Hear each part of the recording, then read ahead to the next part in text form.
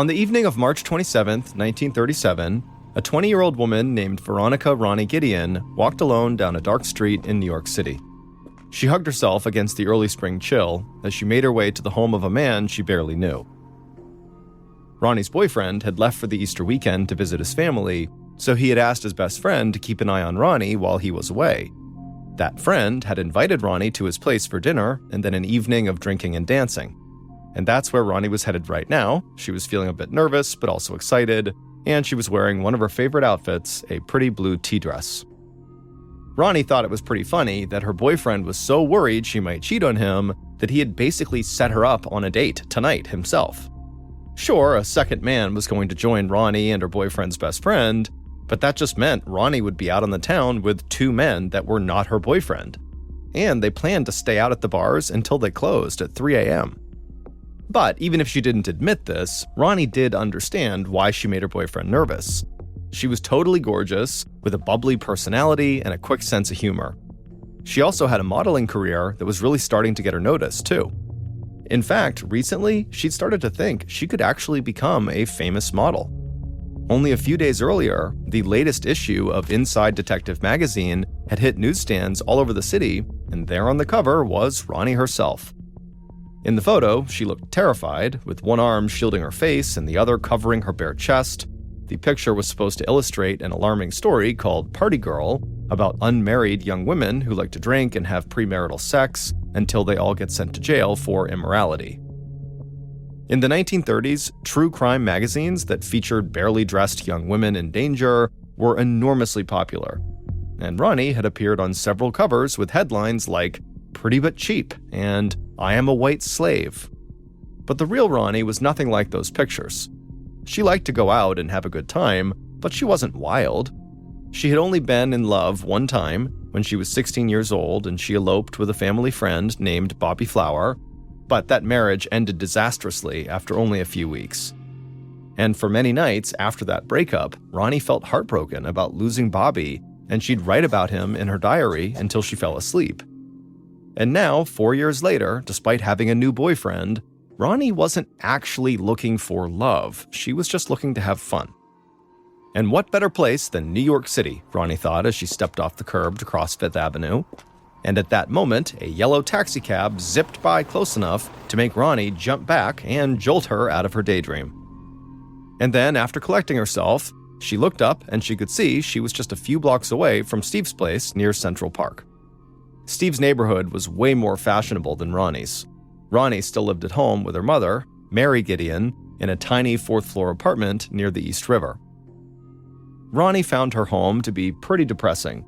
Her mother had been unhappily married to her father, Joseph Gideon, for decades, until her father had left the family 3 years earlier. Joseph was a sour man who repaired furniture for a living, and he did not approve of Ronnie's love of the nightlife. Ronnie had been relieved when he moved out, though he still had a key and came over on holidays and on some weekends. But even without Ronnie's dad around, the apartment was still overcrowded. This was the Great Depression, and people often rented extra rooms to strangers to raise extra money. One of Mary and Ronnie's roommates was a boarder named Frank Burns, who lived in one of the bedrooms and joined the family at dinner each night, and the other boarder was one of Ronnie's friends, who was just staying temporarily. So lately, Ronnie had been sharing the same bed as her mother. Ronnie loved her mother, but she sometimes felt like the walls were closing in when they would spend the evening together listening to the radio in their tiny living room. It was even harder when Frank joined them. He was partially deaf, and her mother had to turn the radio up super loud just so he could hear his favorite show, Amos and Andy. And Frank was just one in a parade of boarders who intruded on Ronnie's family life. Ronnie recalled one other boarder, a struggling artist named Bob Irwin, who wanted to marry her big sister, Ethel. Her sister was a very beautiful woman, but who hid her beauty behind horn-rimmed glasses and hair that was pulled into a tight bun. She said she was not interested in Bob, but Bob never gave up. He continued to drop in on the family even after he had moved out. In short, the apartment had long felt like a prison to Ronnie. By comparison, she felt absolutely free when she went out to the bars and clubs of New York. Just then, Ronnie passed by the famous Radio City Music Hall where she had seen the movie Snow White with her boyfriend, Lincoln Hauser, a couple of months earlier. And they had had so much fun, Ronnie remembered, and the colors were totally amazing. Lincoln liked to tell people that the two of them were engaged, which was not actually true, but they were a pretty good couple. And thinking about this made Ronnie feel kind of strange that she was now about to go have dinner and drinks with Lincoln's best friend. Ronnie approached the front door of her boyfriend's friend, Stephen Butter, a little before 8 p.m. As she climbed the front steps, she could hear big band swing music blaring from Stephen's radio. She rang the bell.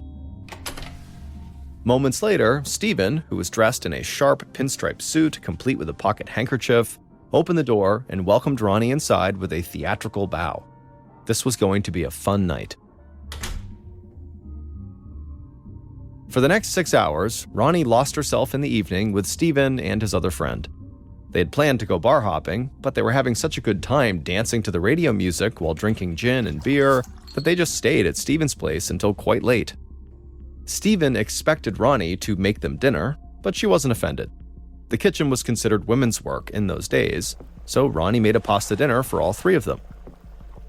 Stephen was not quite as handsome as Ronnie's boyfriend, and his family was not quite as wealthy. But Ronnie thought he was still very charming and had lots of promise. He was working on Wall Street after all, and the more gin and beer they drank, the more they flirted and danced cheek to cheek.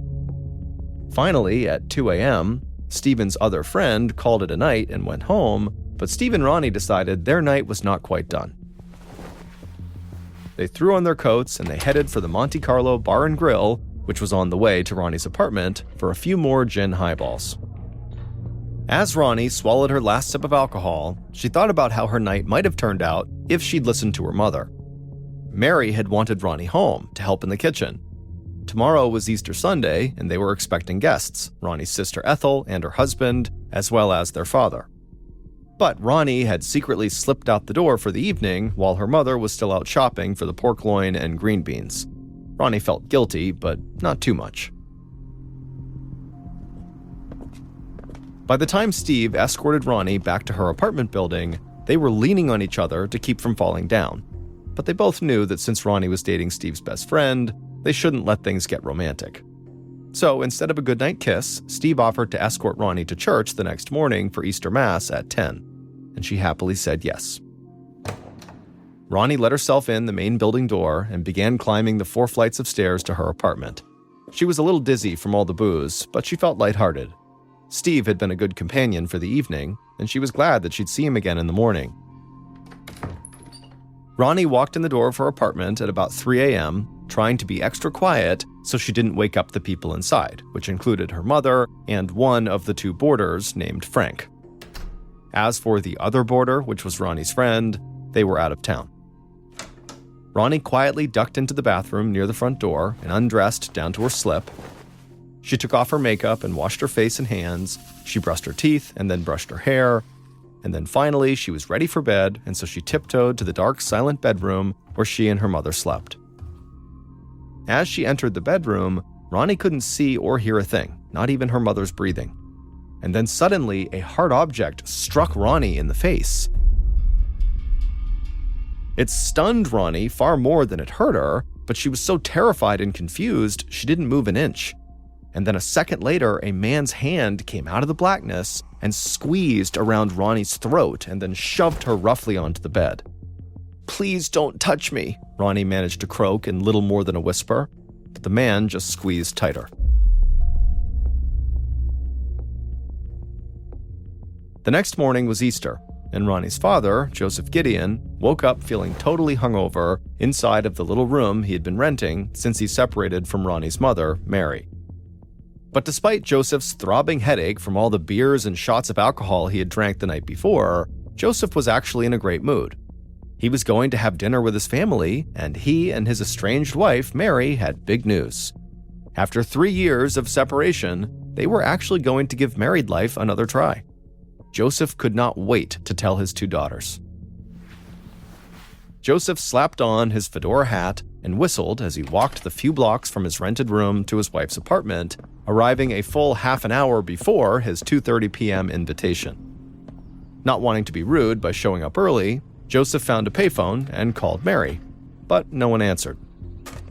But Joseph didn't mind. He figured they must still be out at the Easter parade, and so in the meantime, he went shopping for gifts for his family, which included buying cigars that he planned to smoke with his daughter Ethel's husband to celebrate his reunion with his ex-wife Mary. But when Joseph returned back to Mary's apartment building and rang the front entrance door to the lobby at about 2:40 p.m., there was still no answer inside, and Joseph suddenly wondered if he had gotten the time wrong. Joseph was still standing right outside the main door of this building when his daughter Ethel and her husband came up behind him. Ethel told Joseph that he was right, the dinner was scheduled for 2:30 p.m., but she thought, maybe Mom might have the radio up too loud, and so she can't hear the buzzing of the bell when you ring it. And so Joseph nodded and tried the bell a couple more times, but still nobody opened up the front door. Eventually, another tenant inside the building heard all this buzzing and just let all three of them in the main door to the building. Joseph immediately bounded up the 4 flights of stairs to Mary and Ronnie's apartment. He was going to give them a piece of his mind for leaving the Easter guests waiting outside. But when he got to the actual apartment door, leaving Ethel and her husband far behind, Joseph immediately knew something just wasn't right. The front door was not fully shut, it had not latched, and so when Joseph pushed on it just lightly, it flung open. And when he stepped into the living room, he saw Ronnie's little Pekingese dog named Tucci. Usually, Tucci would run right up to him, but today, Tucci stayed put and just sat there very reserved, with her ears flat against her head. Joseph called out for Mary and Ronnie, but there was only silence in the apartment. Joseph looked across to the kitchen and saw the pork, which was supposed to be today's dinner, sitting on the counter, obviously uncooked. Joseph went into the bedroom that Mary and Ronnie shared, but no one was there. Nothing was disturbed, except there were broken pieces of a bar of soap scattered all across the carpet. With mounting anxiety, Joseph then entered the second bedroom where Ronnie used to sleep until her friend moved in, and what he saw in there was worse than anything Joseph could have imagined. His daughter, Ronnie, was lying stark naked on the bed, her eyes wide open and staring at the ceiling. Her skin was the color gray-blue, and her neck was mottled with dark bruises. Joseph practically fell over in his haste to get out of the room containing his daughter's corpse. But when he stumbled into the third bedroom, there was only more horror. Frank, the boarder, was lying under the covers, the blanket right up to his neck, but his head was mutilated and covered in blood. Joseph could not take it anymore, and he just ran out of the apartment and began charging down the stairs while screaming, "They're all dead!" He breathlessly told Ethel and her husband about the terrible things he had just seen, and they both instantly went pale. But then Ethel asked, "Well, what about Mother?" Joseph said he had not seen her, and he just hoped she had escaped and ran to the police. And then Joseph did exactly that. He ran out of the apartment and then ran a block away to the neighborhood police station where he reported what he had just found. Minutes later, Joseph returned to the apartment, now with a detective by his side. And almost immediately, the detective made another shocking discovery. He saw a foot sticking out from under the bed that Ronnie was lying on top of. Peering underneath, the detective could see there was another body. It was Mary Gideon, and she was fully dressed and had terrible bruising around her neck. Whoever had killed her had apparently tried to hide her body by wedging it beneath the bed. All 3 victims' bodies were very stiff by the time they were found. They had clearly all been dead for hours.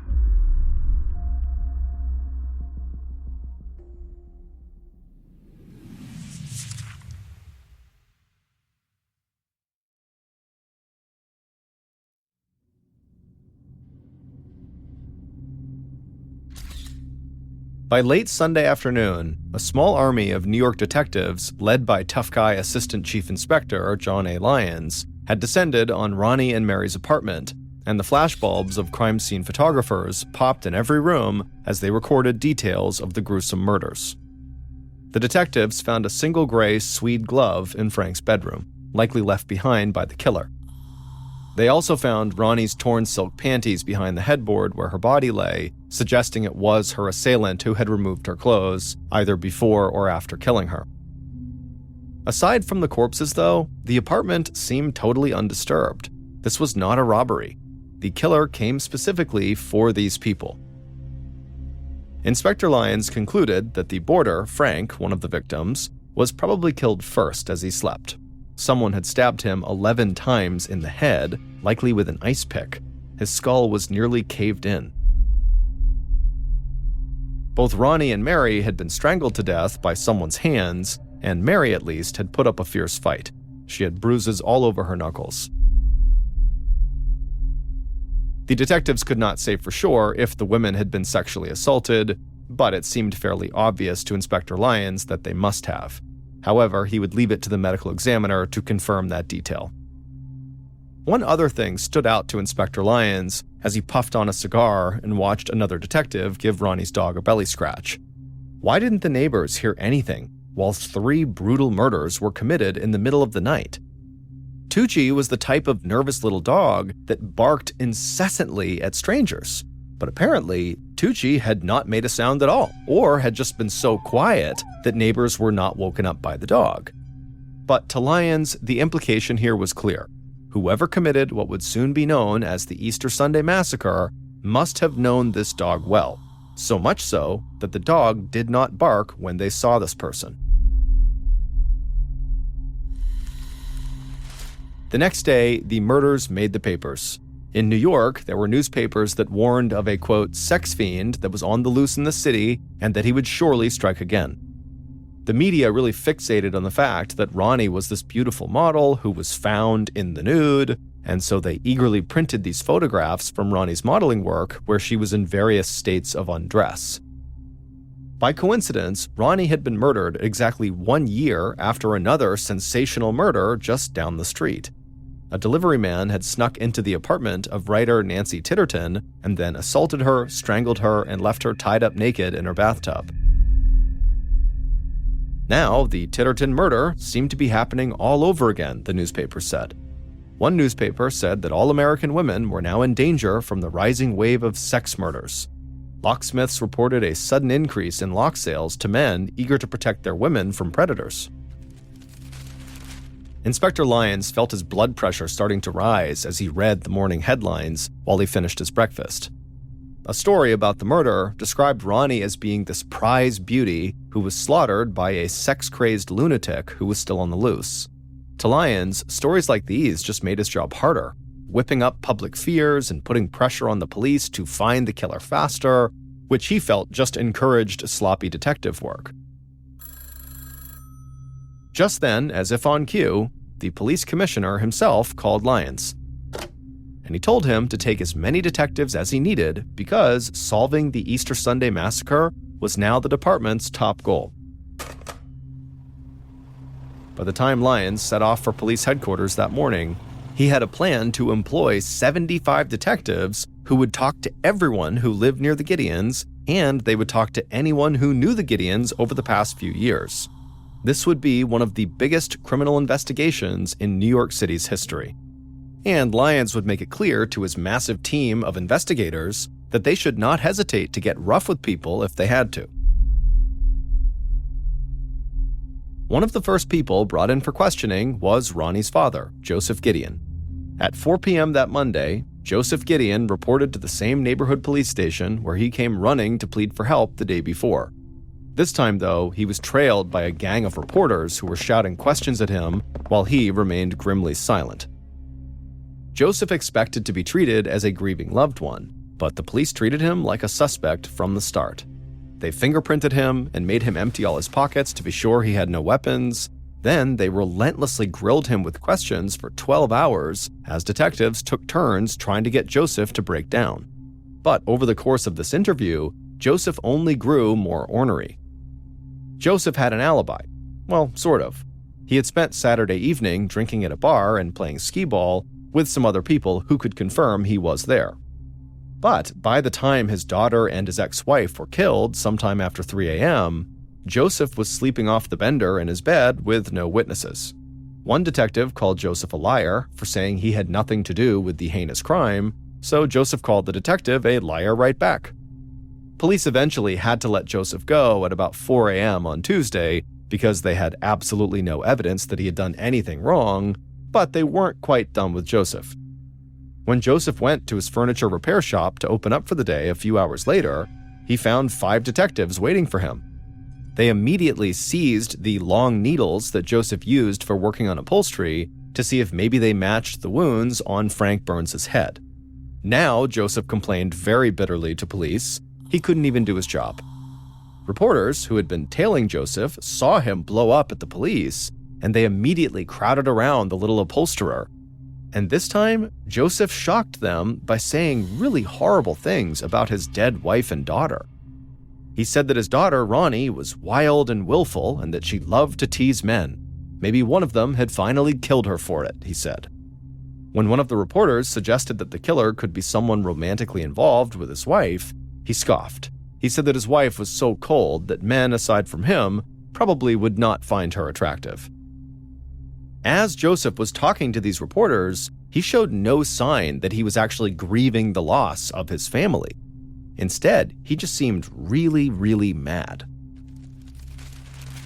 And so after a wave of newspaper stories printed Joseph's harsh comments, Lyons' investigators began focusing even harder on Joseph.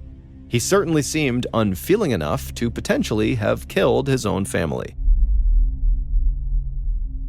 Now, the detectives were obviously very suspicious of Joseph Gideon, but that didn't mean anything he said to them they didn't take seriously. And so when Joseph suggested police should really look into all the men in his daughter's life to see if maybe they had something to do with it, the police said, yeah, we will do that.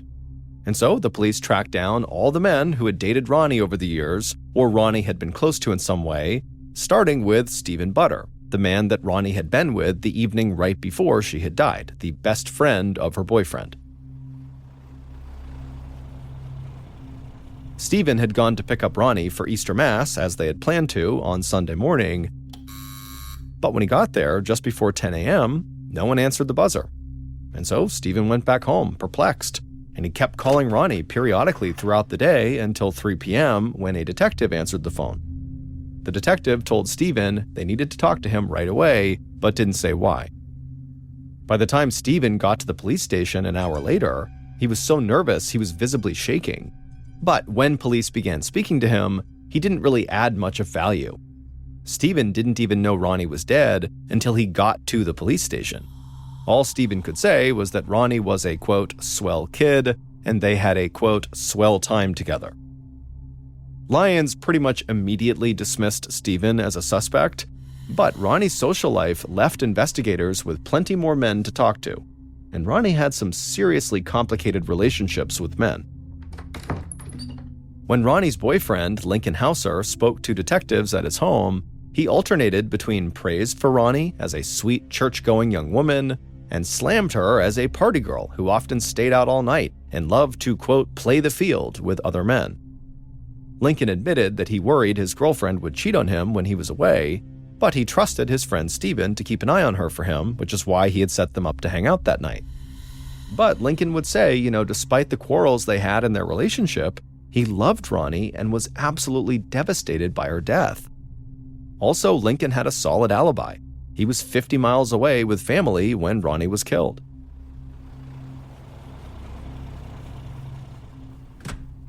Ronnie's ex-husband, Bobby, came to the police station next for questioning, and he insisted he had no hard feelings after his marriage to Ronnie broke up.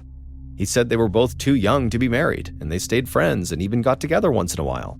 He had last seen Ronnie a few weeks before her death when they went to a movie.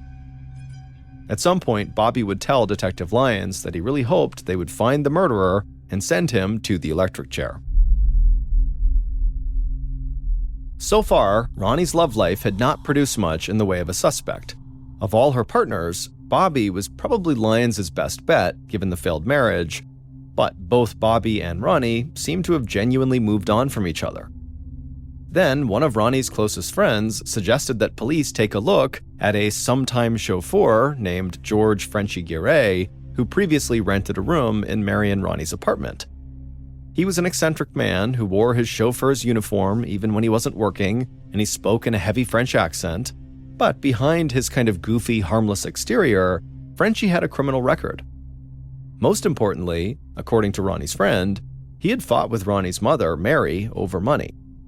In addition, Frenchie had developed a crush on Ronnie, but she had no interest, and she told him to leave her alone.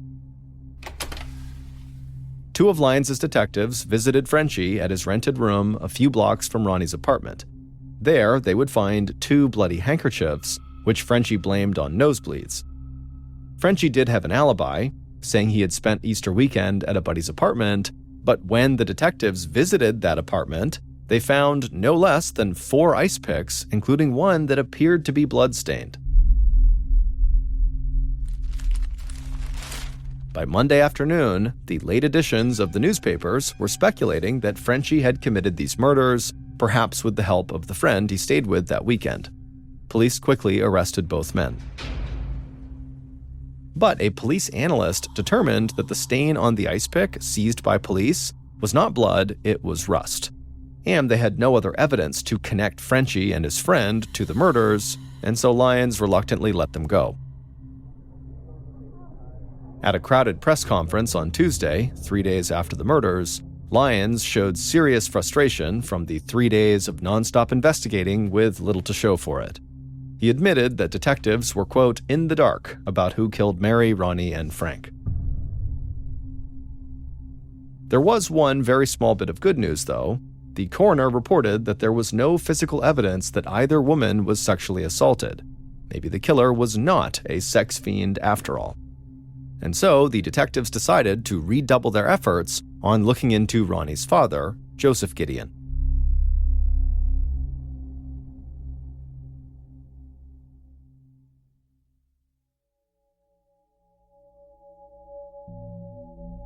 Everywhere Joseph went in those first days after the murders, he was followed by reporters, giving him endless chances to say something to make his position worse.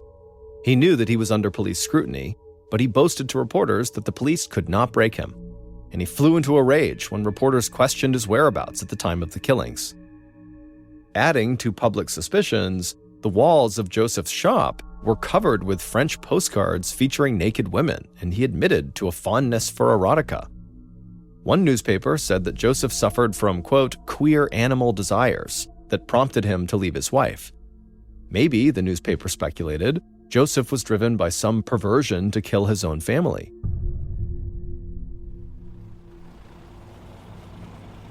On Thursday, April 1st, so 4 days after the murders, detectives returned to Joseph's shop to look for a long needle that they had missed on their first sweep.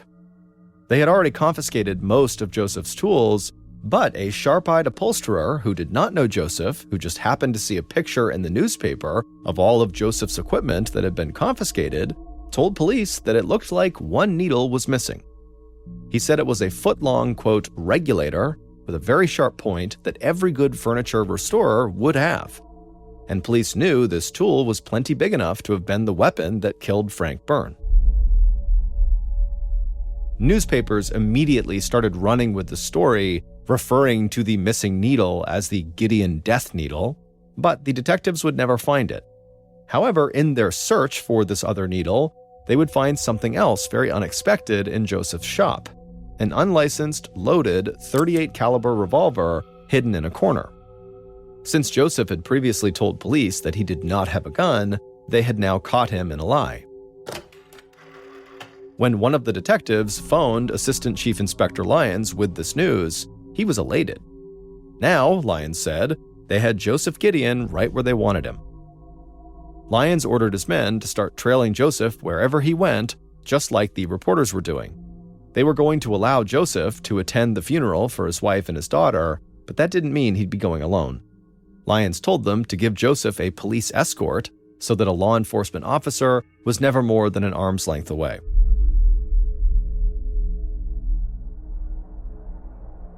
Several thousand people were waiting outside McCabe's funeral parlor when the police car carrying Joseph Gideon pulled up on Thursday afternoon. People were out on the sidewalk, while many more were draped over fire escapes, looking out windows, and even standing on the roof. Many hoped for a glimpse of the man suspected of killing Ronnie and Mary, and when Joseph stepped out of the police car, surrounded by 4 detectives, someone in the crowd shouted, "There he is!" But before anyone could lay a hand on Joseph, the detectives hustled him through the mob and into the chapel.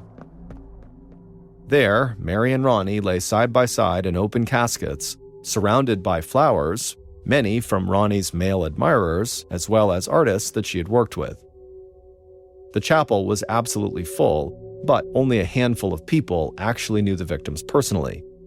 People such as her ex-husband Bobby Flower, her boyfriend Lincoln Hauser, and her boyfriend's best friend Stephen Butter, the last person to see Ronnie alive, aside from her killer. And there were a few people who had known the Gideons from the past, people like Bob Irwin, the young sculptor who had once boarded with Ronnie and Mary and asked Ronnie's older sister Ethel to marry him. Bob dabbed a tear from his eye with a handkerchief as the priest stepped up to the pulpit and began to speak. After the service was over, several of the men who had loved Ronnie kissed her as they passed her casket and openly wept.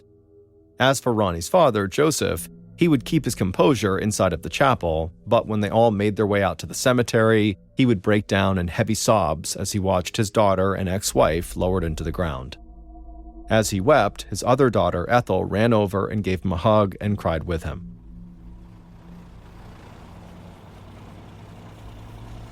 After the burial was over, police did not wait. They immediately grabbed Joseph and took him directly to the police station, where they would question him for another 6 straight hours, shaking and occasionally slapping Joseph the whole time.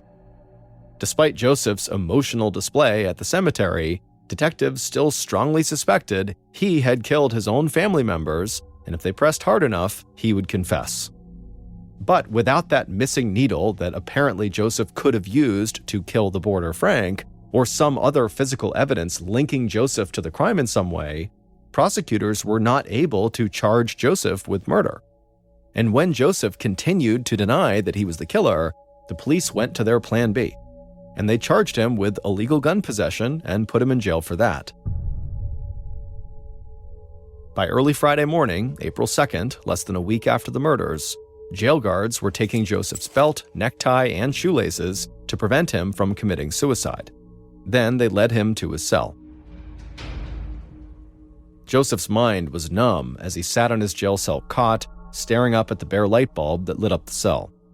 The police had been questioning him relentlessly since he found the bodies of his wife and daughter 4 days earlier, and when detectives weren't grilling him, reporters followed his every move and shouted more questions.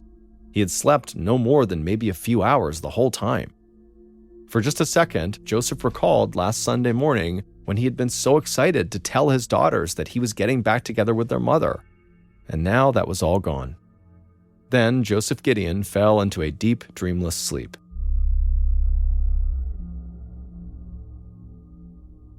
Assistant Chief Inspector Lyons was amazed at Joseph Gideon's stubbornness. He was the leading suspect in a triple murder, but Joseph refused to give an inch, even when police questioned him for hours and tried to scare the man with threats, shoves, or slaps across his face.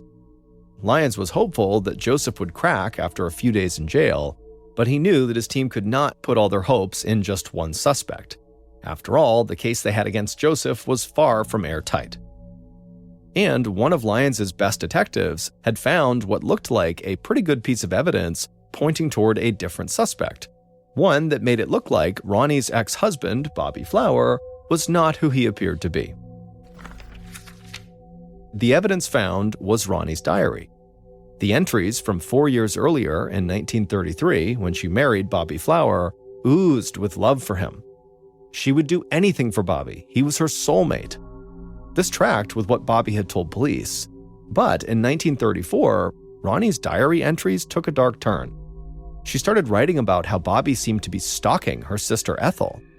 Bobby was out of his head, she wrote, and she was afraid of him. The discovery suggested that Bobby Flower lied to the police about having, quote, no hard feelings for Ronnie. Now, Bobby looked like an obsessed and potentially dangerous liar. So, Detective Lyons went straight to Ronnie's sister Ethel. He figured she would be the best person to fill him in on the details of Bobby Flower's troubling past. When the detective arrived at Ethel's home in Queens, she greeted him cordially, but as Lyons started explaining that he wanted to hear more about how Bobby Flower stalked her, he watched as Ethel's face grew more and more puzzled. Finally, Ethel interrupted Lyons and just asked him, "What are you talking about?" And now it was Lyons' turn to be confused.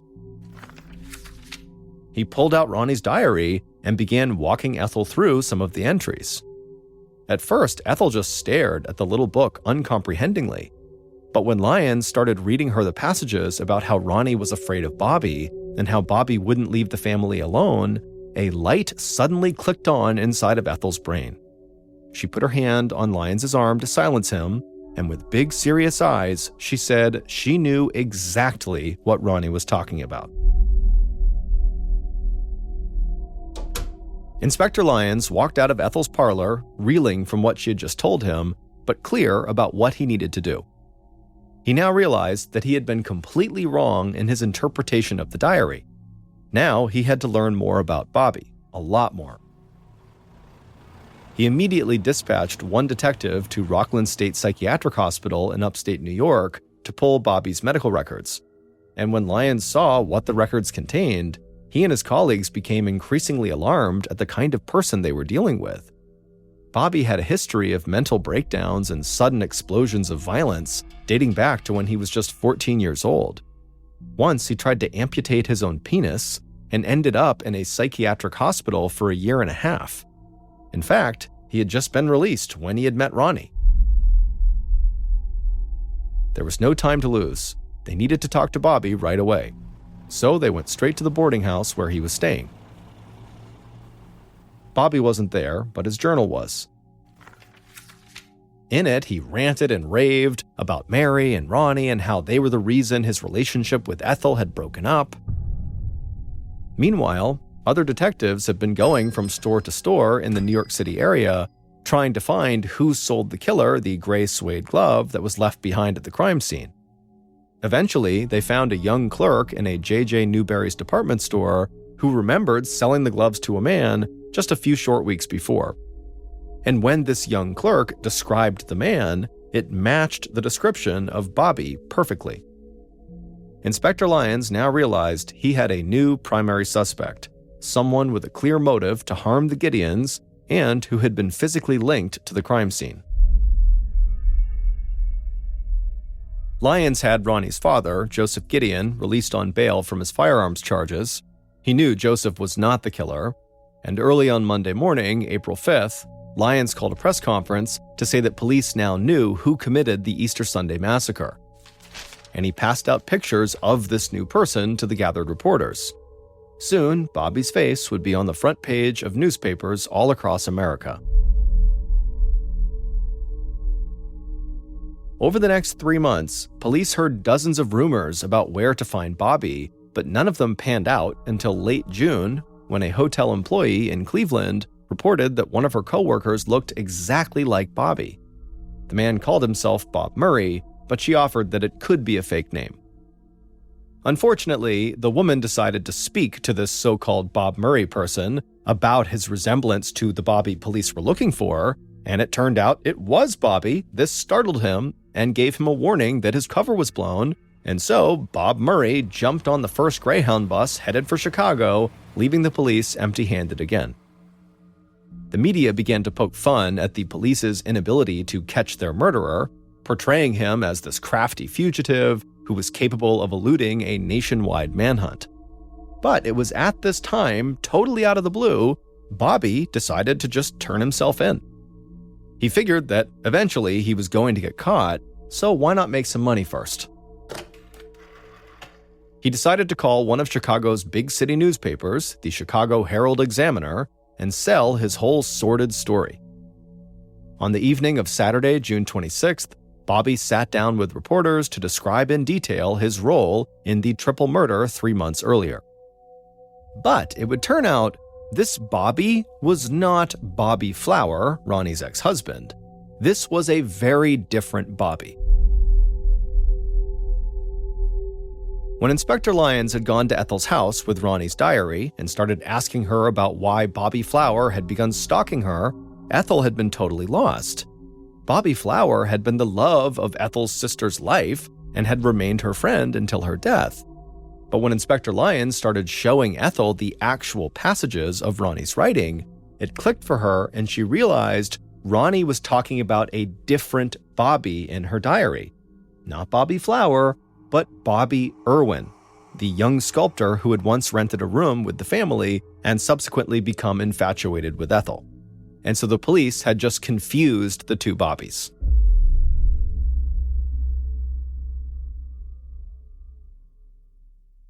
Here's the real story of what happened to Ronnie and Mary Gideon and the boarder that was living with them, Frank Burns.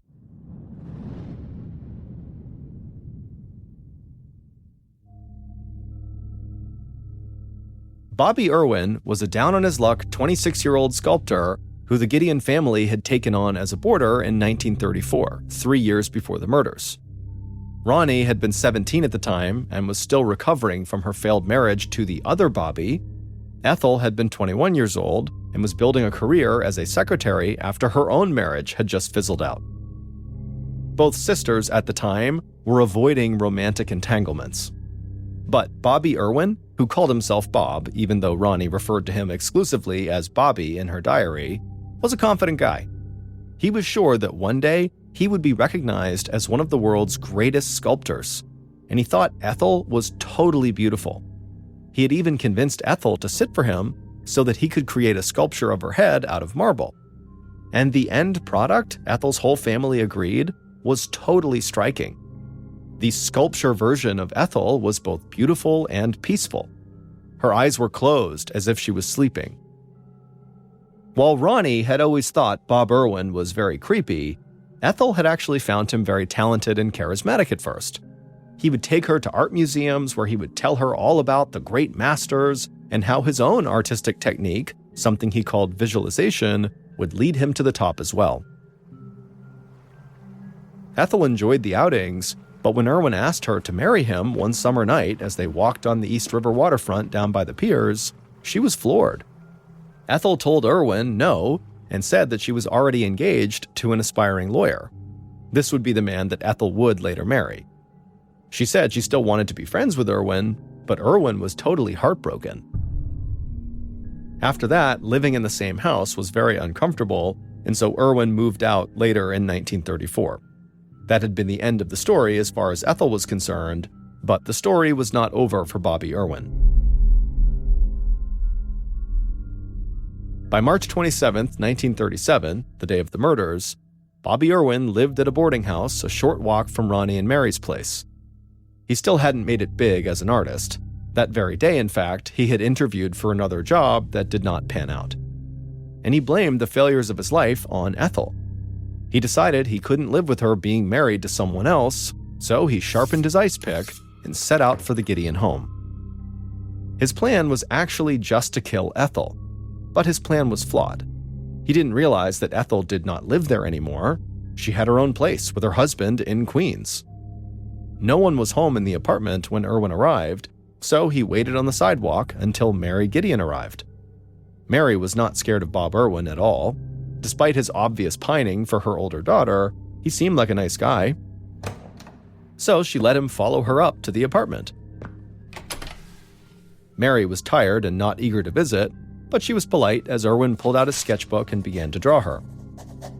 In reality, he was stalling for time in hopes that Ethel would arrive. Then Mary's boarder, Frank Burns, came home and said hello before quickly retiring to his own bedroom. Eventually, Mary got tired of this long visit and just told Irwin that he had to leave. But Irwin said he was not going to leave until he saw Ethel. And so Mary said, okay, well, I'm going to get my boarder to throw you out. And that's when Irwin lunged for Mary's throat, squeezing as tight as he could and holding on even as she scratched his face repeatedly with her fingernails. And he kept choking Mary for 20 minutes until she was completely still. Then he stuffed her body under the bed in one of the smaller bedrooms. Irwin was astonished that Frank did not come out of his room during all the commotion, but he didn't have time to think about the boarder. He was there to kill Ethel. It occurred to Irwin that Ronnie might be the next person to come home, not Ethel, and he didn't want to kill Ronnie. It's true that she had disapproved of his relationship with Ethel, but he didn't hold a grudge about that. So he walked into the bathroom and grabbed a bar of soap and put it inside of a sock. If Ronnie came home first, he decided, he would just smack her in the face with the soap and hopefully knock her out. Erwin waited for nearly 2 hours in the dark of the Gideons' apartment until finally he heard Ronnie's voice after 3 a.m. speaking to her little dog. And when Ronnie finally came into the bedroom where Erwin was waiting, he wound up and smashed her on the left cheek with the bar of soap inside of the sock, shattering the soap into pieces. But to Erwin's surprise, this vicious blow seemed to have no effect on Ronnie. She just stood there.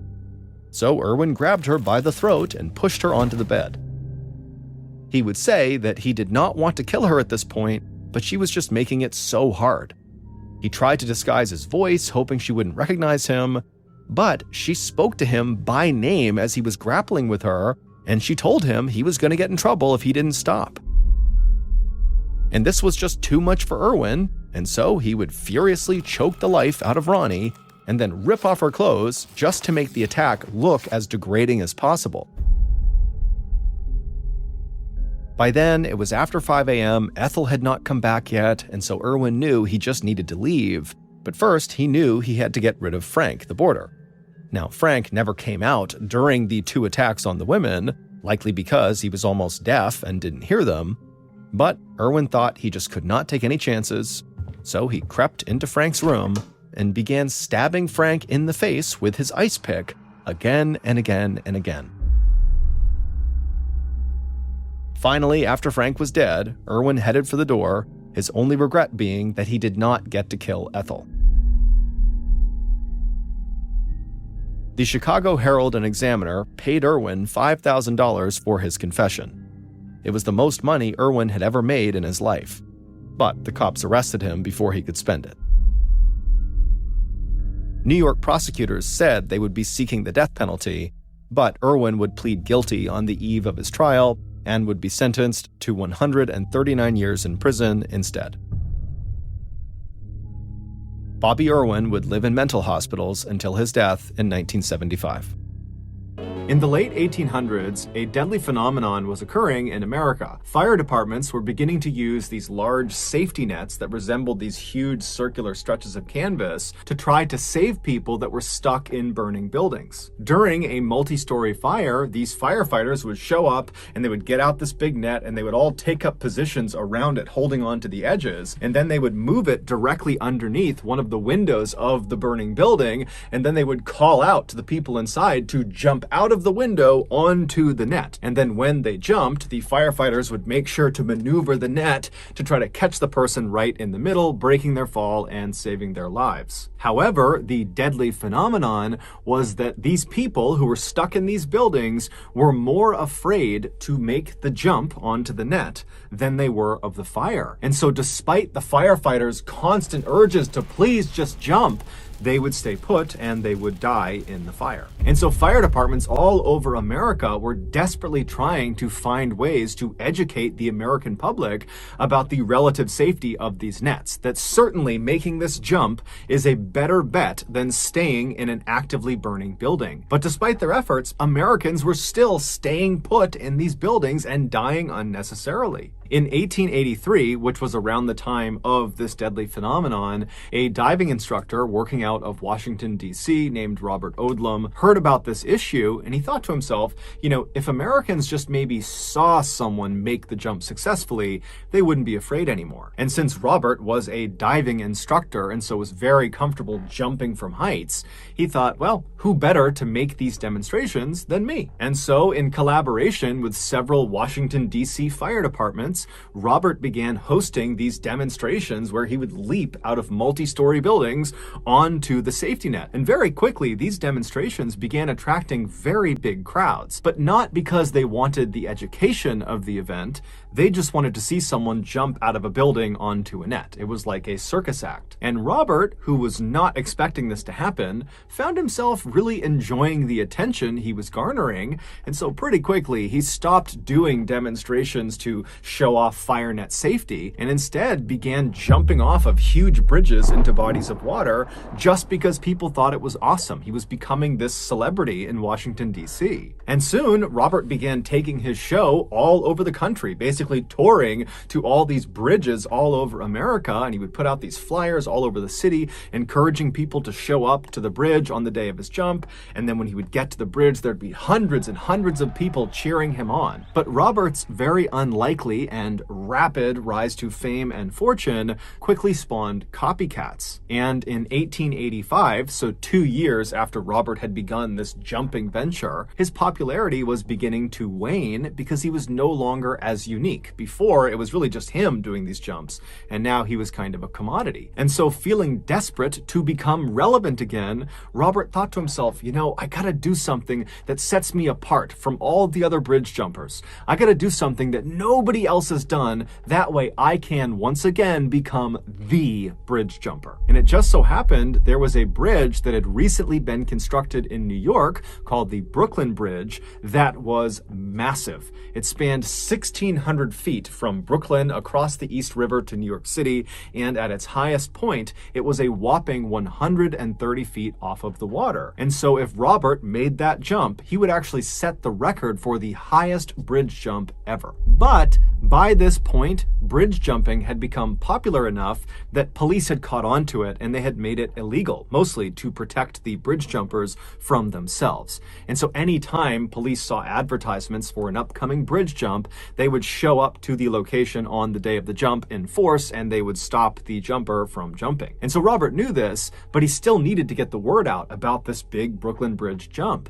And so he created a very clever word-of-mouth campaign amongst people in New York, and he also began handing out these flyers that were fairly cryptic, but still told people where to go and at what time for this big spectacle they were going to see. And on May 19th of that year, the day of the jump, Robert's underground advertising campaign had worked beautifully. By early that morning, the Brooklyn Bridge was covered with hundreds and hundreds of people, also down on the banks as well. There's all these people who are all waiting to see Robert make this record-setting jump. Robert had become a bit of a showman since he began doing these bridge jumps, and he had developed a sort of trademark entrance. He would arrive in a black horse and carriage, and then once it stopped on the bridge, he would leap out, and he'd be wearing this long coat, and he would take it off, revealing his swimsuit, and the crowd would cheer, and then he would wave to the crowd, and then he would just run to the edge and leap off the bridge. And so on May 19th, all these people who are waiting for Robert, they're looking for this black horse and carriage, and around noontime, someone spotted it. It was coming onto the bridge from the Brooklyn side, and then once it stopped on the bridge, the door flung open, and Robert leapt out in his big coat. He ripped his coat off, revealing his swimsuit. The crowd was going wild. Everyone was so pumped about this. He's waving and getting ready, and he starts running to the railing to make this jump, and before he jumps, the police swarm him and arrest him. The police were not dumb. They had caught on to this underground advertising campaign, and so like everyone else, they were out in force on this bridge. There were all these officers everywhere, and so as soon as they saw this carriage, they immediately rushed over, intercepted it, and they stopped him. And so as they're arresting Robert, the crowd is starting to boo, and they're chanting, "Let him jump! Let him jump!" And the police, who are all kind of gathered on the Brooklyn side of the bridge, they're telling people to start to disperse, and as they're doing this, something incredible happens. On the far other side of the bridge, on the New York side of the bridge, another black horse and carriage had just come to a stop on the bridge. The doors had flung open, and a man had jumped out wearing a long coat. He had ripped it off, revealing a swimsuit, and the crowd went wild. It was the real Robert Odlum. The man the police had arrested was actually an actor that Robert had paid to pretend to be him. Robert had told him to show up at a particular time and make the typical entrance that he would in order to suck all the police to that side of the bridge. And then while that was happening, Robert would show up and have enough time and space to make the jump. And his plan had worked perfectly. And so the police, who are on the Brooklyn side, they see this happening and they realize there's no way they can run all the way across the bridge and stop Robert before he makes the jump. And so, like everyone else, they just kind of walked to the railing and they watched. And so the real Robert, after revealing his swimsuit swimsuit. He waved to the crowd. He's smiling. Everyone's going crazy. And he runs over to the railing. He climbs onto the other side, and he's looking out over the water. And he gives one more wave to everyone down below in boats and on the banks and on the sides of the bridge. And everyone's going crazy. And then he jumps. Onlookers would later say that at first his jump was perfect. As soon as he leapt off the bridge, like he always did, he put his right arm straight over his head and he tucked his left arm by his side. This allowed him to stay in an upright vertical position as he fell. But just a second into his fall, a strong gust of wind blew Robert off his axis, and suddenly he was falling on his side. Now, it's important to understand, bridge jumpers, when they jump from really high heights, they need to land feet first in a vertical position. This allows their feet to, quote, break the surface tension of the water before the rest of their body comes crashing down. And if they do it that way, the water functions much like the firefighter's safety net. It will break the jumper's fall and save their life. But if the jumper lands at basically any other angle, the water tension will not break fast enough before the rest of their body hits the surface of the water. And so the water, instead of functioning like a net that will save them, will actually function like concrete. So after this gust of wind had blown Robert onto his side,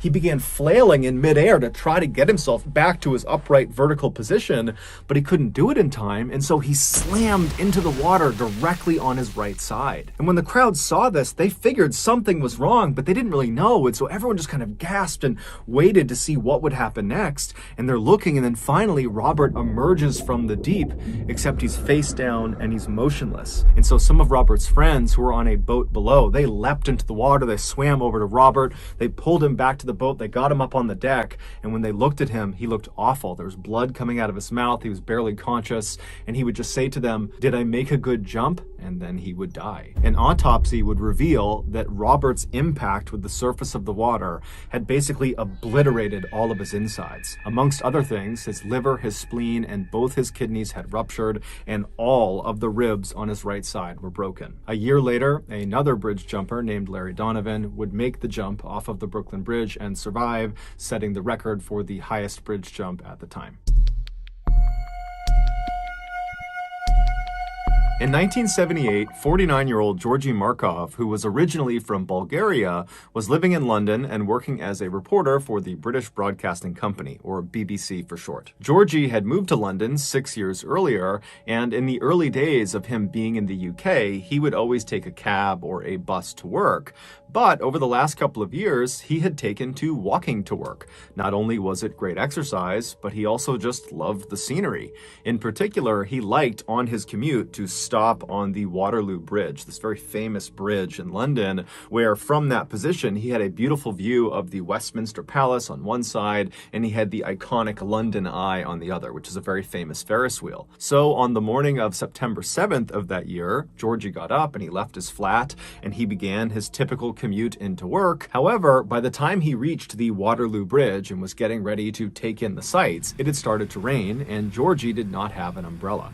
And so instead of sightseeing, he just kept on walking as quickly as he could to try to get to his office before he got completely soaked. But by the time he was just on the other side of the Waterloo Bridge and still had quite a distance to cover to get to work, the skies had completely opened up. And so as much as Georgy wanted to walk, because this was something he really enjoyed, he decided it was not worth it. And so he began looking for a bus stop, and he found one pretty quickly, and he rushed over to it. There was an awning that the commuters could stand underneath, and so he ran underneath this awning, getting out from under the rain, and then he proceeded to wait for the next bus to take him the rest of the way. As he stood there waiting, he suddenly felt a shooting pain in the back of his right thigh, and instinctively, without even knowing what it was, he just reached down and grabbed his leg, but he couldn't feel anything, and then he tried to kind of look around and look down at his leg, but it was just too crowded around him, so he really couldn't do it. And so he's standing there puzzled, still grabbing at his leg, wondering what could have caused this pain, and the only things he could think of were, maybe someone near him had a pen or a pencil out and they accidentally poked him, or maybe it's some sort of bug that bit him, a spider or a bee or something. He didn't know, but there weren't that many scenarios that made sense to him. But before he could spend very much time dwelling on what had caused this, the bus arrived and Georgy turned around, he hopped on board, and by the time the bus pulled up in front of his office building and he had gone through the doors of the BBC, Georgy had effectively forgotten about this pain in his leg. But when he he got up to his actual desk and sat down on his chair, when the underside of his thigh made contact with his chair, it sent that shooting pain into his leg, and immediately he noticed it. It was almost like he had a splinter stuck in the back of his thigh, and by pressing it down on the seat, it was driving that splinter deeper into his leg. And so Georgie stood up immediately, and he's grabbing at the back of his leg, and he's kind of craning his head to look down at the back of his leg, but he doesn't see anything there. And so he's standing there wondering what he should do. He's got a really busy day ahead of him, and he's thinking, should I maybe go to the bathroom and see what this is? But then he tells himself, you're overthinking it. This has got to be something minor.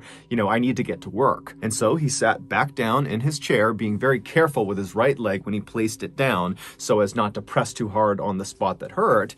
And then he just got to work. And over the course of several hours, even though he knew there was kind of a dull, aching pain in the back of his leg, he mostly forgot about it. He was just doing his job. But by the second half of the day, in the early afternoon, the pain in his leg had become so excruciating that Georgie was literally gritting his teeth and sweating profusely in order to try to ignore the pain. But at some point, it just became too much. He couldn't focus on work, and so he stood up, he left his desk, and he walked down the hall, and he went into the single stall bathroom. And once he went inside and he shut the door behind him, he pulled his pants down and turned around and looked in the mirror to use the reflection to look at the back of his leg. And right away, there was a little bit of a relief there, because what he saw was a little bit of redness, a little bit of swelling, but nothing significant. It looked very much like someone must have hit him with a pencil by accident, or maybe it was a bee sting or a spider bite or something, but whatever it was definitely minor, at least in Georgie's mind. And so he pulls his pants back up, he tucks his shirt back in, he leaves the bathroom and goes back to his desk. And then he sits down, and despite this intense pain in his leg, he's convinced himself it's no big deal, and so he just kind of grits his way through the rest of his workday. When he finally got home again and walked through the door, Georgie's wife looked at him and was like, "What's wrong with you?" He was so pale, he was sweating profusely, he looked awful. And so he told her about what had happened with his leg, and he was still trying to kind of write it off. But she told him, "Georgie, you are sick, there's something wrong, we have to go to the hospital right now." And so at this point, Georgie was miserable, and so he agreed to go. And so the pair, they made their way over to the emergency room at the hospital. They go inside, and a doctor pulled Georgie into an exam room and said, "Okay, tell me what's going on. Why are you here?" And Georgie would explain how in his morning commute, he had stopped at this bus stop and then felt this shooting pain. And then he told the doctor, "I'm pretty convinced this is someone who might have accidentally jabbed me with a pen or a pencil, or it's a bug bite, a spider bite. I don't know what it is, but I'm convinced it's something minor." And so the doctor, he hears this, and he asks Georgie to stand up, pull his pants down so the doctor can get a look at the site. And so Georgie does. He gets up, he drops his pants, and then as the doctor bends down and begins looking at the back of his thigh, Georgie kind of turns around and looks down, and he's shocked at what he sees.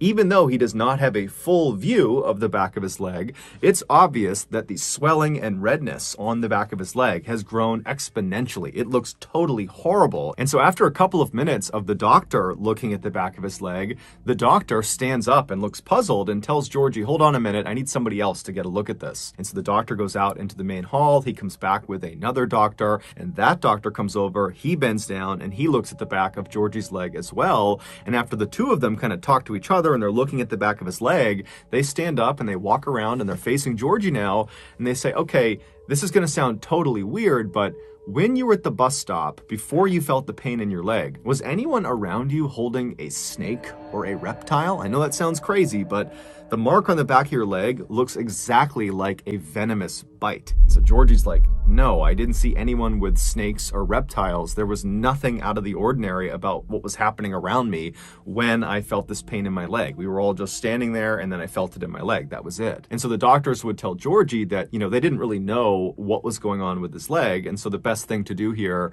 is just to admit him to the hospital and monitor him and, try to run some tests on him and try to make him comfortable. And so that night, Georgie was admitted to the hospital. He was set up in his own hospital room. And right away, the nurses and doctors began administering different combinations of medicines and treatments to try to lower the swelling and the pain in his leg.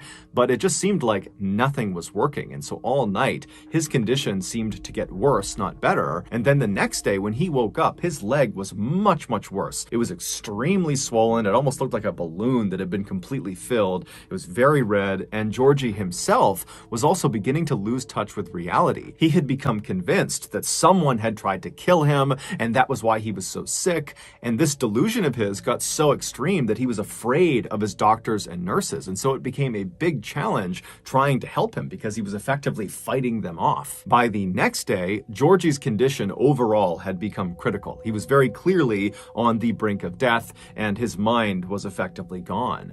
But the doctors and the nurses really had no idea what was going on with him, and so there was nothing they could do to help him. And then on the last day he was in the hospital, the third day, Georgie would die. His body just shut down. Given the strangeness of Georgie's death, his body was sent for an autopsy to try to figure out what had caused that leg pain, because that seemed to be the trigger that ultimately killed him. And sure enough, during the autopsy, the coroner made a surprising discovery. Buried in the back of his right leg, right underneath the site that was where he felt the pain, was this little piece of metal. It was so small, the coroner actually almost didn't see it. But when he did see it, he put it under the microscope, and what he saw was this obviously man-made metallic disc that had these two small reservoirs drilled into it. And so they sent this disc off for further testing, and what they discovered was there was ricin residue inside of those two reservoirs. Ricin is an extremely powerful poison. It is more lethal than cyanide, and it has no antidote. And the symptoms of ricin poisoning often look like the symptoms of other diseases or illnesses, and so it's very difficult to diagnose. And so as a result of these factors, ricin is a very popular poison for assassinations. And the belief is that that is exactly what happened to Georgie. He was assassinated. But to this day, we don't actually know who assassinated him. However, the running theory is that Georgie, who was a reporter for the BBC, he covered politics, and he often spoke very critically about the Soviet Union.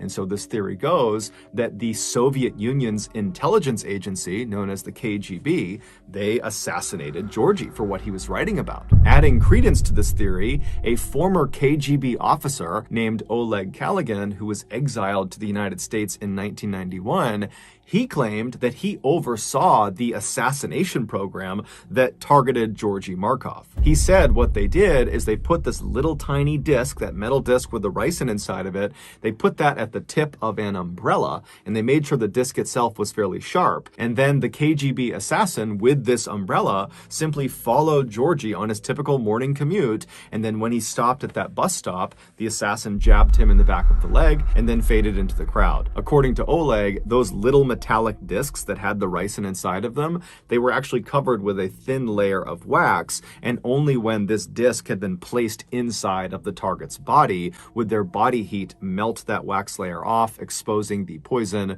and then their target would die several days later, as Georgie did. However, Oleg's story, despite being as compelling as it was, didn't have any hard proof to back it up. And so to this day, there has been no one officially charged with Georgy Markov's murder.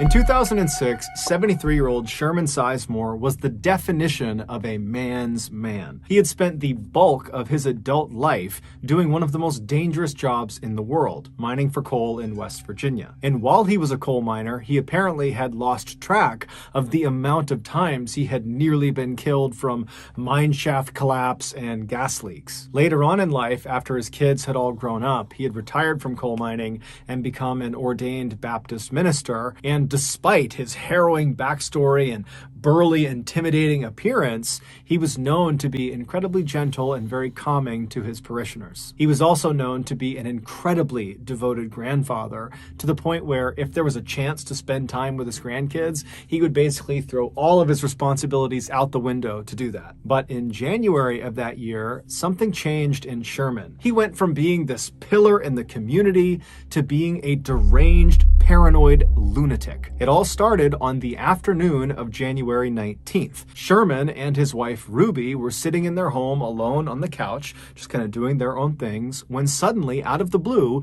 Sherman just starts screaming as if he sees something in front of him that's terrifying him, and his scream startled Ruby so that she started screaming, and so she looks at her husband, and he's still just looking straight out ahead. He's terrified of something in front of him, and so Ruby looks from him to where he's looking, and there's nothing there. And so she turns back to her husband and she's like, what's going on? What are you screaming for? What are you so scared of? But Sherman wasn't able to speak. After he stopped screaming, he just continued to look straight out as if whatever had terrified him had him in this trance where he couldn't look away. And so his eyes are wide, his mouth is open, his face is going white, he's starting to sweat, and Ruby's starting to panic. She has no idea what's happening with him. And so eventually she just holds on to him and says, come back to me, come back to me. And Sherman at some point he kind of broke out of his trance and he looked at his wife and he just says, you can't leave me or they'll kill me. Ruby has never seen behavior like this in her husband ever. This is a completely different person she's interacting with. And so she has no idea what to do. And so instead she just kind of holds on to Sherman and prays that he doesn't start acting like that again. But that didn't happen. All day long, periodically, he would just start screaming about something that Ruby couldn't see. Now, Ruby did consider calling 911 and getting medics out there, but his behavior was so unusual, and he was normally such a rock who was so competent, who was so healthy that she didn't want to. She felt like he would just kind of get through this, that if they can just get through today and get into tomorrow, that he would be better. And so she just all day was comforting him and just dealing with these episodes. And then finally they got into bed that night, and Ruby's thinking, thank goodness we're going to wake up tomorrow and things will be better. But when she woke up the next morning, it was very obvious Sherman had not slept at all. He was looking straight up at the ceiling. He looked worse than the day before. It was obvious that he was not back to normal. And so Ruby called the rest of the family and had them come over to figure out what they were going to do. But when Sherman found out his family was coming to his house, he told Ruby they can't come inside. He was afraid they and others were conspiring to bury him alive. The only person he could be around was Ruby, and his whole family had no idea what to do. Little did they know there was actually a very specific reason he was acting the way he was. A few months before January 19th, which was the day Sherman turned into this different person, a few months earlier, he began complaining of severe abdominal pains. And so he and his wife Ruby and his daughter, they went to the hospital, and the doctor, after examining him and running some tests, determined that most likely his pain was coming from his gallbladder. But the only way to be sure would be to do some exploratory surgery and literally look inside of Sherman's gut and look at his gallbladder and see if that was the problem. And so the doctor asked Sherman, are you prepared to do an exploratory surgery, or would you like to just kind of wait it out and see what happens with this pain? And so Sherman talked it over with his wife and his family, and they made the decision that the pain was just too much, and so they would go forward with the surgery. And so on the morning of January 19th, so again, this is the day that Sherman basically loses his mind, he goes into the hospital completely normal. He goes in with his wife, he goes in with his daughter, and he makes his way over to the surgery wing of the hospital. He says bye to his family, and he's put on a stretcher bed, and he's wheeled in and prepped for surgery, and then brought into the operating room. And while he was in the operating room, laying on his stretcher bed, flat on his back, looking straight up at all these bright lights above him, he just struck up some chit-chat with the nurses and doctors who were in the room prepping the room for surgery, and they were also putting the IV into his arm. Then at some point, one of the nurses lowered the oxygen mask onto Sherman's face so the anesthesiologist could administer the 2-drug cocktail that would knock him out for the surgery. Sherman was scheduled to get something known as general anesthesia for this operation, where basically he would be completely out, he wouldn't feel anything, they'd do the surgery, and then he would wake up in recovery. And so once this mask was on Sherman's face, the anesthesiologist began pumping him full of the drugs that would make him be knocked out for the surgery. However, the anesthesiologist only administered one of the 2 drugs necessary for general anesthesia. He administered the paralyzing drug, but he did not administer the actual anesthetic that would knock him out, and most importantly, would get rid of all of his pain. And so as this mask is on his face and Sherman believes he's being given the proper dosage of drugs, the nurse who was nearby told Sherman to go ahead and start counting backwards in his head from 10, knowing full well that Sherman would pass out before he reached 0. And Sherman knew this too. He had been in surgery before, and so he happily began counting in his head. 10, 9, 8, he started to feel something. 7, 6, 5, 4, 3, 2, 1. Boom, he was out.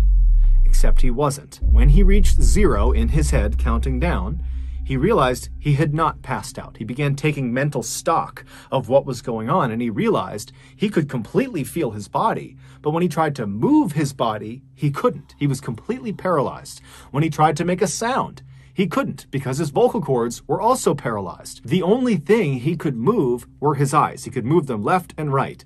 However, they had taped his eyes shut, so he can't see anything. And so Sherman is thinking to himself, okay, I've been given the drugs, maybe they're slow acting, any minute now I'm going to drift off to sleep and this will just be a distant memory. But after a few seconds, he's hearing the doctors and nurses in the room. He can't see them, but he hears them. They seem to be moving towards doing this operation, and he's still awake. And so Sherman becomes frantic and starts flicking his eyes left and right as fast as he possibly can. And the rapid eye movement actually loosened the tape on both of his eyelids, and it created a tiny slit that he could actually look through. And what he saw terrified him. The surgeon was walking over next to him. He was getting his gloves on, and then the surgeon says, "Scalpel." And the nurse hands him this chrome metallic blade, and the surgeon takes the blade and begins cutting into Sherman's midsection. Sherman felt everything, but Sherman couldn't do anything about it. All he could do was rapidly flick his eyes left and right in hopes one of them would see that he was awake, that he was feeling this. But no one was paying attention to his face, so they didn't see his eyes moving around. And so the surgeon continued to cut into his midsection until he had cut out a fairly significantly sized hole, at which point the surgeon hands the scalpel to the nurse and says, "Clamps," at which point the nurse hands him what looks like a torture device, and the surgeon proceeds to use these clamps to pin segments of Sherman's skin that has just been cut open to his body to basically keep the hole open. And then the surgeon began tugging on the outsides of this hole in Sherman's midsection, making sure it was big enough that he could actually get a good look into his body. And every little tug is sending lightning bolts of pain into Sherman's body. But again, all he can do is flick his eyes left and right, and no one's paying attention. "Scope," the surgeon called out for, and the nurse handed him a camera that he jammed into Sherman's gut. And then the surgeon said, "Suction," and the nurse got what looked like a vacuum and pressed it inside of this open wound and began sucking out fluids from his body. The pain Sherman was experiencing is unimaginable. Every second felt like an eternity. "Forceps," the surgeon called, and the nurse handed him these metal prongs that he put inside of this hole in Sherman's body, and he used them to dislodge his gallbladder so he could get a better look at it. By this point, Sherman wanted to die. He was no longer flicking his eyes left and right. He was just looking straight out, hoping someone would finally see him. And someone did. One of the nurses standing next to the surgeon looked up at Sherman's face and saw Sherman looking back, terrified at the nurse, at which point the nurse yelled out, "Stop, he's awake, he's awake!" And the surgeon practically faints, and he looks over at the anesthesiologist and he calls him, "Get over here and fix this." And so the anesthesiologist comes running over from the side of the room. He gets up next to Sherman and begins pumping him full of painkillers. And as he's doing this, he has this moment of clarity. He remembers he didn't give him the anesthetic. And so as these new painkillers that have just been introduced begin to take their effect, Sherman's eyes go from being terrified to glazed over, and he does pass off to sleep. And so now he's out and he can't feel anything. But now the anesthesiologist and the medical team realize they have a very big problem. This patient just experienced 16 minutes of surgery and felt all of it. And at the end of it, when he wakes up, he's going to remember it, and he's probably going to file a lawsuit against the hospital. And so a decision was made. It's unclear if the anesthesiologist acted alone or if the entire team was in on this, but regardless, the anesthesiologist administered an additional drug after giving all these painkillers. This additional drug was called midazolam, but it's better known as the amnesia drug. And like its nickname implies, anyone who gets it will forget what has just happened to them. And so the idea was, by giving him this amnesia drug, he won't remember the trauma he had suffered through during the surgery, and so wouldn't file a lawsuit. And so after he was given this drug, the medical team, they went back to doing the surgery, they completed it, and they got him back out to recovery. And then when Sherman woke up in recovery, he did not remember what had happened to him inside of the operating room, at least not consciously. Those horrible 16 minutes had been implanted on Sherman's subconscious. Basically, his body recognized that he had experienced extreme trauma. However, the amnesia drug wiped away the memory of how he received that trauma. So there's this big disconnect in his memory. And so when Sherman came to in the recovery room, he immediately sensed something was horribly, horribly wrong. He was scared, he was anxious, he had this incredible sense of dread, but he had no memory to tie these feelings to. And so as Sherman is sitting in recovery, he must have tried to kind of hide the way he was feeling because he didn't even remotely understand it. He had been completely happy and normal going into the surgery, and now a couple of hours later, he's a complete mess. And so he leaves the hospital that day on January 19th. He goes back to his house and he sits on the couch with his wife. And as he's sitting there, suddenly these horrible feelings he's having, they become too much. And he basically has a panic attack and he starts screaming out and he's terrified of something, but he doesn't know what it is. And then over the next couple of days, he began having these flashbacks where he would access the actual 16 minutes of torture he went through. But when he would see someone cutting into him and opening his chest up and sucking things out of it, he didn't think that happened to me and that's why I feel this way. Instead, he thought it was just this horrible nightmare that he couldn't escape from. And so his family did eventually start getting doctors and psychologists and all these people involved to figure out what was wrong with him. But before they could figure it out, the whole situation had just become too terrible for Sherman. And so on February 2nd, just 2 weeks after he came out of that surgery, he would take his own life. His family was unbelievably heartbroken. It didn't seem real that this had happened. And so they would continue to dig and figure out what went wrong. And they would finally get their hands on the medical report from the gallbladder exploratory surgery on January 19th. And after giving it to another doctor to look over, this doctor discovered that Sherman had in fact experienced 16 minutes of something known as anesthesia awareness, where you are awake or feel a portion of your surgery. And shockingly, this happens to 20,000 people a year. However, Sherman's case, forgetting the amnesia drug, just literally what he went through, 16 full minutes of this really intensive surgery that he felt, that is an absolute rarity. That does not happen very often. Sherman's family would go on to sue the hospital, and they would be awarded an undisclosed amount of money from the hospital in 2000.